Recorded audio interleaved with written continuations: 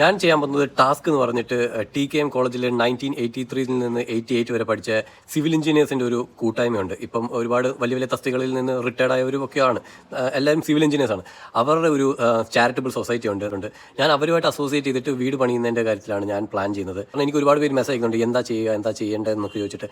അപ്പം നിങ്ങൾക്ക് ചെയ്യാൻ പറ്റുന്നത് വെച്ചാൽ ഞാൻ ഈ ഡീറ്റെയിൽസ് കൊടുത്തിട്ടുണ്ട്. ഇവരുടെ അക്കൗണ്ടിലോട്ട് നിങ്ങൾക്ക് 10 രൂപയെങ്കിൽ 10 രൂപ ഇട്ടോളൂ. ഇത് ചാരിറ്റബിൾ സൊസൈറ്റിയാണ്. ATG ആക്ട് പ്രകാരം ഇൻകം ടാക്സിന്റെ ഒക്കെ ആനുകൂല്യങ്ങളൊക്കെ കിട്ടുന്നതാണ്. ആൾക്കാർക്ക് വീടുകൾ വെച്ച് കൊടുത്തിട്ടുണ്ട്, ഒരുപാട് ചികിത്സകൾ ചെയ്തിട്ടുണ്ട്, ഒരുപാട് കുട്ടികളെ പഠിപ്പിക്കുന്നുണ്ട്. ഇവർ 2018 സ്റ്റാർട്ട് ചെയ്തത്. അന്ന് മുതൽ ഇവർ എല്ലാ വർഷവും നല്ലൊരു എമൗണ്ടിന് ഇവർ ചെയ്യാറുണ്ട്.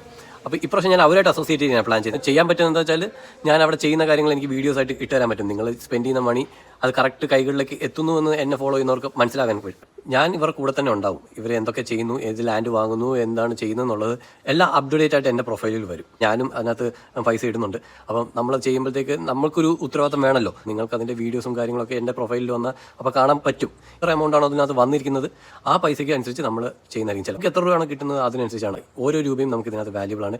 ഞാൻ വേറെ ഒരു ചാരിറ്റബിൾ സൊസൈറ്റിക്കോ ഒരു ഗവൺമെൻറ്റിൻ്റെ ഒരു റിലീഫ് ഫണ്ടോ എതിരല്ല. അതിനകത്ത് ഇടേണ്ടവർക്ക് അതിനകത്ത് ഇടാം. ഞാൻ ആരും നിർബന്ധിക്കുന്നില്ല, നിർബന്ധിച്ചുകൊണ്ട് ഒന്നും ഞാൻ ചെയ്യുന്നില്ല.